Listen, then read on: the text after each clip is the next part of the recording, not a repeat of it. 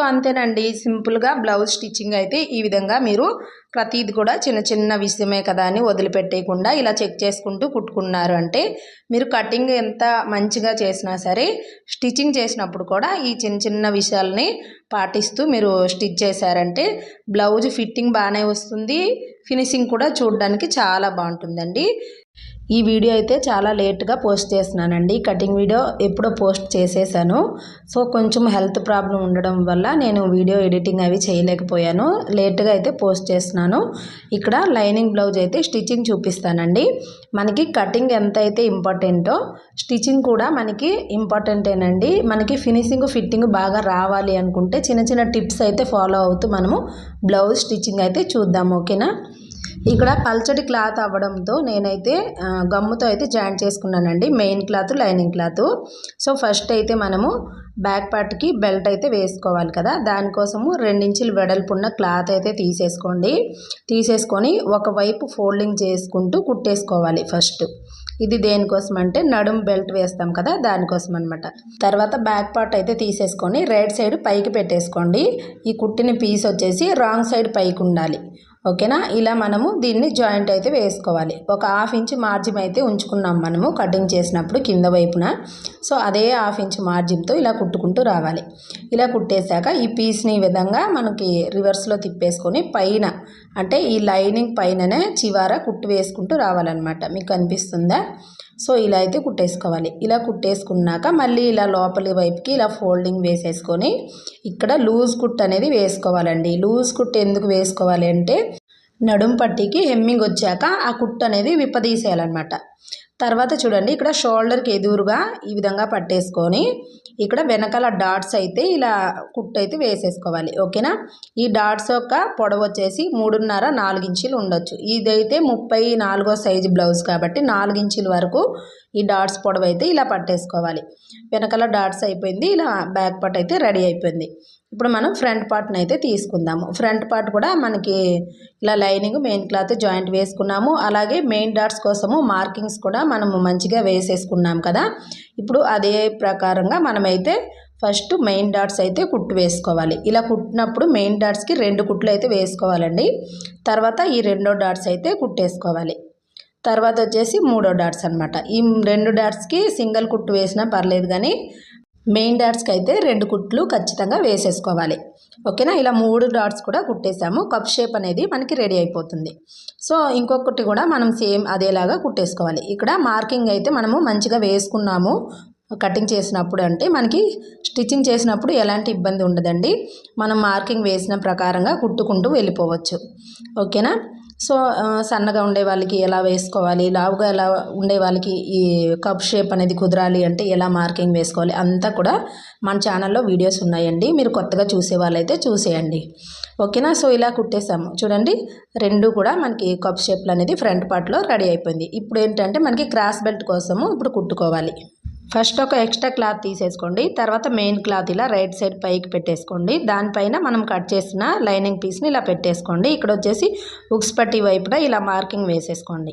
ఇంకోటి కూడా సేమ్ అలాగే మెయిన్ వేస్ట్ క్లాత్ ఒకటి, తర్వాత మెయిన్ క్లాత్, మళ్ళీ మనం లైనింగ్ క్లాత్ షేప్ కట్ చేసి పెట్టున్నాం కదా, ఈ షేపులు 2 కూడా ఇలా ఎదురెదురుగా పెట్టేసుకొని ఇలా కుట్టుకోవాలన్నమాట. ఇలా రెడీ చేసి పెట్టుకున్నాక మీరు కుట్టేసుకుంటే మీకు చాలా నీట్గా వస్తుంది, అంటే మారిపోకుండా ఉంటుంది. ఒక్కొక్కసారి 2 ఒకే వైపుకి వచ్చేస్తూ ఉంటాయి అన్నమాట కొత్తగా నేర్చుకునే వాళ్ళకైతే. అందుకని ఈ టిప్ అయితే ఫాలో చేస్తూ ఇలా కుట్టారంటే మీకు మారిపోకుండా ఉంటుంది. తర్వాత మళ్ళీ ఇలా రివర్స్ తిప్పేసుకొని లైనింగ్ పైన ఎడ్జెస్లో కుట్టు వేసుకుంటూ రావాలి. మెయిన్ క్లాత్ మీద కుట్టు పడకుండా లైనింగ్ పైన కుట్టు వేయాలి. తర్వాత లోపల వైపుకి ఇలా ఫోల్డింగ్ చేసేసాక ఇప్పుడు మనకి ఒక పాదమంత గ్యాప్తో ఇలా కుట్టేసుకోవాలన్నమాట. సో రెండోది కూడా సేమ్ అలాగే కుట్టేసుకోవాలండి. సో వీడియో మాత్రం చివరి దాకా చూడండి, మీకు మంచి మంచి టిప్స్ అయితే చెప్తాను. కొత్త వారికి అయితే చాలా బాగా యూజ్ అవుతుంది. వీడియో నచ్చితే మాత్రం తప్పకుండా లైక్ చేయండి. సో ఇలా మనం కుట్టేసాం కదా, కుట్టేశాక ఈ ఎక్స్ట్రా పీస్ అంతా కూడా కట్ చేసేయాలి. ఇక్కడ ఏంటంటే మనము ఇన్విజిబుల్గా కుట్టుకుందామండి, ఎందుకంటే ఈ పీసులు అనేవి మనకి గుచ్చుకుంటూ ఉంటాయి, దానికోసమని ఇలా కుట్టుకోవాలి. సో ఇక్కడ వచ్చేసి లైనింగ్ పీస్ని ఇలా సపరేట్గా తీసేసుకోవాలండి. మెయిన్ క్లాత్ వైపు 2 పీసులు అయితే ఉండాలి. లైనింగ్ క్లాత్ ఒకే పీస్ని సపరేట్గా చేసేసి ఇప్పుడు ఈ మన ఫ్రంట్ పార్ట్ని దీనిపైన పెట్టేసుకొని ఇలా కుట్టుకోవాలి. సో ఇలా కుట్టేసాం కదా, ఇప్పుడు ఏంటంటే లోపల వైపుకి చూడండి ఎంత ఫినిషింగ్గా ఉంటుందో. పైకి ఇలా కనిపిస్తుంది, లోపల వైపుకి ఈ ఖర్చుని ఇలా ఫోల్డింగ్ చేసేసుకొని మనకి లైనింగ్ క్లాత్ ఒక లేయరు సపరేట్ చేసుకున్నాం కదా, ఇప్పుడు ఈ లైనింగ్ క్లాత్ని మనం ఒక 1/2 ఇంచు మార్జిన్ అయితే ఉంచుకున్నాం కదా, అదే మార్జిన్ని ఇలా ఫోల్డింగ్ చేసుకుంటూ దీనిపైన కుట్టు అయితే వేసుకోవాలి. సో ఇలా వేసుకుంటే లోపలికి మనకి గుచ్చుకోకుండా నీట్గా ఉంటుంది షేప్ బెల్ట్ దగ్గర. సో అయిపోయిందండి, ఇలా అయితే కుట్టేసుకోవాలన్నమాట. ఎక్స్ట్రా ఏమైనా ఉంటే సైడ్లో కట్ చేసేసుకోండి, సైడ్లో కానీ ఫ్రంట్లో కానీ ఎక్స్ట్రా పీస్ ఉంటే కట్ చేసుకోండి. సో రెండోది కూడా సేమ్ అంతేనండి. ఇలా మనము విడదీసుకుంటాం కదా ఈ క్రాస్ బెల్ట్ని, ఇంకోసారి చెప్తున్నాను మీకు, విడదీసుకున్నప్పుడు మనకి మెయిన్ క్లాత్ వైపు ఒక లైనింగ్ ఒక మెయిన్ క్లాత్ ఉండాలి, ఇంకొక వైపు ఓన్లీ ఒకటే లైనింగ్ క్లాత్ అనేది ఉండాలి. ఆ లైనింగ్ క్లాత్ని ఇప్పుడు నేను ఫోల్డింగ్ చేసి ఇలా కుట్టు వేస్తున్నాను అనమాట. అర్థమైంది కదండి మీకు? అర్థం కాకపోతే కామెంట్స్ చేయండి, నేను మళ్ళీ మీకు చెప్తాను, షార్ట్ వీడియోలో వివరంగా చెప్తాను మీకు. సో ఓకేనండి, సో ఈ విధంగా కుట్టేసుకోవాలన్నమాట. ఇక్కడ మనకి కొంచెం క్రాస్ అయితే తీయాలి, అలాగే చివర కూడా ఎక్స్ట్రా పీస్ ఉంటే తీసేసుకోవాలి. ఇప్పుడైతే ఉక్స్ పట్టి కాజా పట్టి వేసుకోవాలండి. దానికోసము మనకి రౌండింగ్ కోసం కట్ చేసి ఉంటాం కదా లైనింగ్ పీసు, ఇలా ఫోల్డింగ్ పైన ఉండేదాన్ని 2గా కట్ చేసేయండి. మళ్ళీ ఒక పీస్ వచ్చేసి మనకి 1.5 ఇంచు వెడల్పు ఉంటే సరిపోతుంది, ఇంకొక పీస్ వచ్చి మనకి 2 ఇంచులు 2.5 ఇంచులు ఉన్నా కూడా సరిపోతుంది. ఈ 2.5 ఇంచులు ఉండే క్లాత్ వచ్చేసి ఇక్కడ కాజా పట్టి కోసం వేసుకోవాలన్నమాట. ఫస్ట్ అయితే కాజా పట్టి అయితే నేను రెడీ చేసుకుంటున్నాను. సో మళ్ళీ దీన్నే ఇంకొక ఫోల్డింగ్, ఇంకా 2 ఫోల్డింగ్లు ఇలా వేసేసుకొని దీనిపైన స్టిచ్ వేసుకోవాలి. కింద ఎక్స్ట్రా పీస్ ఉంటే కట్ చేసేయండి, కట్ చేసి ఇలా లోపలికి ఫోల్డింగ్ వేసి కుట్టేసేయాలి. మళ్ళీ మధ్యలో అయితే కుట్టు వేసుకోవాలి, కాజా పట్టి కదా. సో ఇలా అయితే కాజా పట్టి అయిపోయింది. తర్వాత ఈ మిగిలిన పీస్ని ఇలా 2గా ఫోల్డింగ్ వేసేసుకొని ఉక్స్ పట్టి కోసం అయితే ఈ విధంగా కుట్టుకోవాలి. చూడండి, మెయిన్ క్లాత్ అయితే పైకి రైట్ సైడ్ ఉంది కదా, రైట్ సైడ్ పైన పెట్టేసుకొని ఈ క్లాత్ని కుట్టుకున్నాక మళ్ళీ ఇలా లైనింగ్ పైన ఒక కుట్టు వేసుకోవాలి చివర. మళ్ళీ ఈ విధంగా లోపలికి ఇలా ఫోల్డింగ్ చేసేసుకొని ఇలా కుట్టు వేసుకుంటే సరిపోతుంది. మనకి ఉక్స్ పట్టి కాజా పట్టి కూడా రెడీ అయిపోతుంది అనమాట. సో ఈ విధంగా చెక్ చేసుకున్నప్పుడు ఏమైనా మీకు ఎక్స్ట్రాగా ఉంటే కొంచెం ఇలా కట్ చేసేసుకోండి. తర్వాత బ్యాక్ పార్ట్ అయితే తీసేసుకోండి, దానిపైన ఫ్రంట్ పార్ట్ ఇలా పెట్టేసుకొని షోల్డర్ అయితే జాయింట్ చేసుకోవాలి. ఓకేనా? ఇక్కడ షోల్డర్ జాయింట్ చేసినప్పుడు కూడానండి మనం 1/2 ఇంచు మార్జిన్ పెట్టాం కదా, అదే 1/2 ఇంచు అయితే ఇక్కడ స్టిచ్ వేసుకోవాలి. కొంచెం తగ్గించామంటే షోల్డర్ జారిపోతుంది.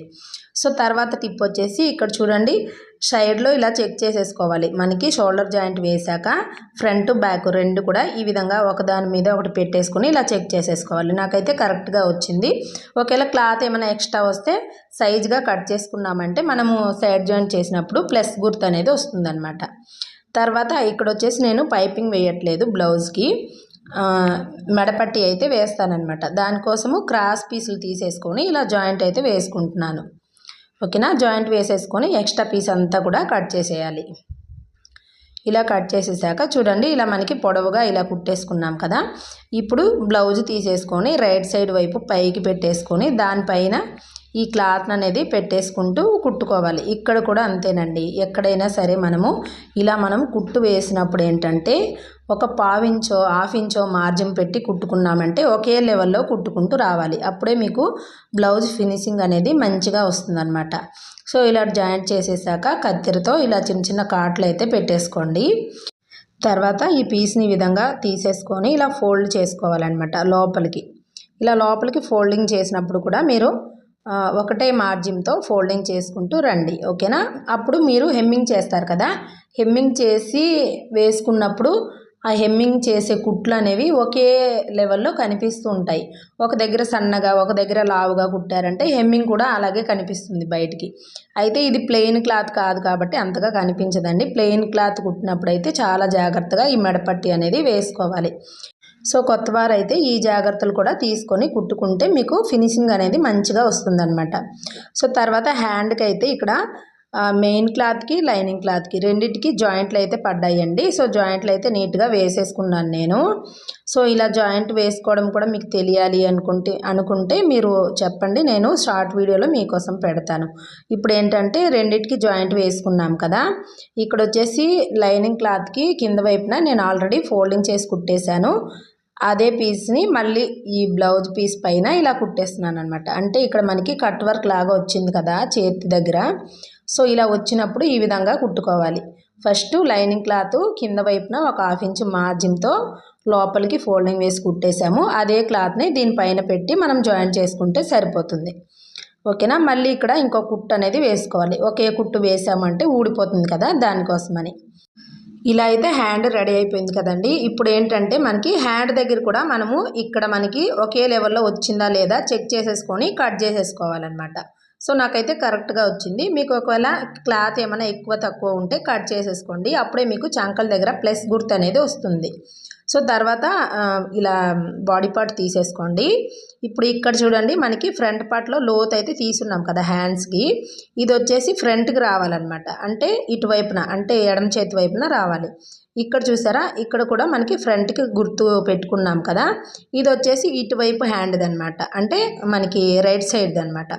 ఇలా చెక్ చేసుకున్నాక మళ్ళీ మనము ఈ షోల్డర్ పైన మనం పెట్టేసుకోవాలి హ్యాండ్ని. షోల్డర్ దగ్గర నుంచి ఈ విధంగా కుట్టు వేసుకున్నామంటే మీకు ఈ షోల్డర్ పైన కుట్టు అనేది నిలబడుతుంది. కొంతమంది కుట్టేశాక బ్లౌజ్ మొత్తం కుట్టి వేసుకున్నాక ఈ షోల్డర్ కుట్టు అనేది షోల్డర్ పైన లేకుండా ముందుకి జారిపోతుంది అనమాట. సో అలా మీరు లాగి కుట్టడం వల్ల అలా జారిపోతుందండి. అలా కాకుండా మీరు షోల్డర్ దగ్గర నుంచి మీరు కుట్టడం అయితే స్టార్ట్ చేయాలి. ఇలా స్టార్ట్ చేసి మీరు చివరి దాకా ఇలా కుట్టుకోవాలన్నమాట. సో తర్వాత రెండో కుట్టు కూడా వేసేసుకోవాలి హ్యాండ్స్కి. సో ఎప్పుడైనా సరే హ్యాండ్కి 2 కుట్లు అనేది వేయాలండి, లేదంటే తొందరగా ఊడిపోతుంది అనమాట. సో ఇలా నేను మధ్యలో నుంచి స్టార్ట్ చేసి మధ్యలోనే ఎండ్ చేశాను అనమాట. సో ఈ విధంగా అయితే మనకి హ్యాండ్స్ అయితే రెడీ చేసుకున్నాము. ఇదే విధంగా రెండో హ్యాండ్స్ కూడా కుట్టేశాము. ఇప్పుడు మనం సైడ్ జాయింట్ చేయాలి అంటే ఇది ఏ సైజ్ బ్లౌజ్ అని తెలియాలి. ఇది వచ్చేసి 34 ఇంచులు నడుము లూజ్ ఉన్న బ్లౌజ్ కదా. 34 ఇంచుల్లో 4వ భాగం ఎంత వస్తుందండి? 8.5 వస్తుంది.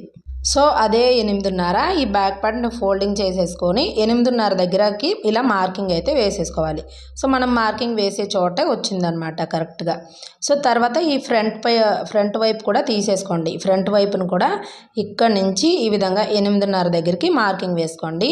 కాజపట్టీని వదిలేసి మళ్ళీ చెక్ చేసేసుకొని ఇక్కడ కూడా 8.5 దగ్గరికి ఇలా మార్కింగ్ వేసేసుకోండి. ఓకేనా. ఇలా వేసుకున్నాక మళ్ళీ హ్యాండ్ లూజు చెక్ చేసేసుకోవాలి. ఓకేనా. సో ఇక్కడ హ్యాండ్ లూజ్ అయితే చెక్ చేసేసుకోండి. హ్యాండ్ లూజ్ మీకు ఎంత కావాలో అంత పెట్టేసుకొని ఇలా రబ్ చేసేసుకోండి. తర్వాత ఇక్కడైతే మనకి ఆల్రెడీ మనం మార్కింగ్ వేస్తున్నాం చూడండి, మనకి కుట్టు అయితే కనిపిస్తుంది కదా, మార్కింగ్ కనిపిస్తుంది. సో ఆ మార్కింగ్ పైన మనం అలాగా కుట్టేసేయచ్చు. లేదు అంటే ఈ విధంగా చెక్ చేసేసుకోండి. చెక్ చేసేసుకొని మీకు ఎంత అయితే చంక లూజ్ కావాలో అక్కడికి ఒక మార్కింగ్ వేసి ఇలా కుట్టుకుంటే కూడా మీకు సరిపోతుంది. ఓకేనా. నాకైతే కరెక్ట్గా ఈ మార్కింగ్ పైనే వేసినా కూడా సరిపోయిందనమాట. సో దానికోసమే ఇలా నేరుగా అయితే కుట్టేస్తున్నాను. లేదు అంటే మీరు కొలత బ్లౌజ్ ప్రకారంగా కుట్టుకున్నా సరే కొలత బ్లౌజ్లోంచి కూడా మీరు ఈ చంక లూజ్ అనేది చెక్ చేసేసుకోవచ్చు. హ్యాండ్ లూజు, చంక లూజు కొలత బ్లౌజ్లోంచి కూడా చెక్ చేసేసుకొని ఇలా సైడ్ జాయింట్ అయితే వేసుకోవచ్చు.